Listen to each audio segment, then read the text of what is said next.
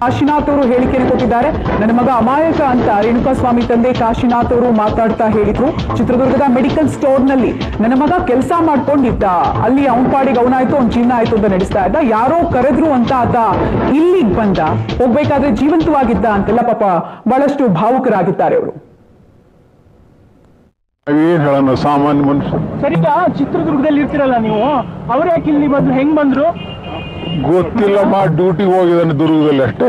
Okay, ಅಲ್ಲಿಂದ ಯಾವಾಗ ಬಂದಿದ್ರು ಇಲ್ಲಿಗೆ ಗೊತ್ತಿಲ್ಲ, ನಮ್ಗೆ ಏನು ಗೊತ್ತಿಲ್ಲ. ನಿಮ್ ವಿಷಯ ಗೊತ್ತಾಗಿದ್ ಯಾವಾಗ ಇದು ಹಿಂಗಾಯ್ತು ಅಂತ, ಡೆತ್ ಆಯ್ತು ಅಂತ ಆಗಿದ್ ಗೊತ್ತು ಈ ಗಳಿಗೆ ಎಲ್ಲಿ ಗೊತ್ತಾಗಿರೋದು. ಈ ಗಳಿಗೆ ಇಲ್ಲಿ ದುರ್ಗ ಬಸ್ ಪೊಲೀಸ್ನವರು ಚಿತ್ರದುರ್ಗ ಬರ್ರಿ ಪೇರೆಂಟ್ಸ್ ಅಂತ ಹೇಳಿದ್ರೆ ಅಷ್ಟೇನೆ ಬಂದಿವಿ ಹೋಗಂತಾರೆ. ನಾವೇನ್ ಹೇಳೋಣ. ಕಿಡ್ನಾಪ್ ಮಾಡಿದ ಬಳಿಕ ಶೆಡ್ಗೆ ಬಂದಿದ್ರಂತೆ ದರ್ಶನ್. ರೇಣುಕಾ ಮೇಲೆ ಬೆಲ್ಟ್ನಿಂದ ದರ್ಶನ್ ಹಲ್ಲೆ ಮಾಡಿದ್ರು ಅನ್ನುವಂಥದ್ರ ಬಗ್ಗೆ ಸಿಕ್ಕಿರುವಂತದ್ದು ಪೊಲೀಸ್ ಉನ್ನತ ಮೂಲಗಳಿಂದ ಸಿಗ್ತಾ ಇರುವಂತ ಮಾಹಿತಿ ಇದು.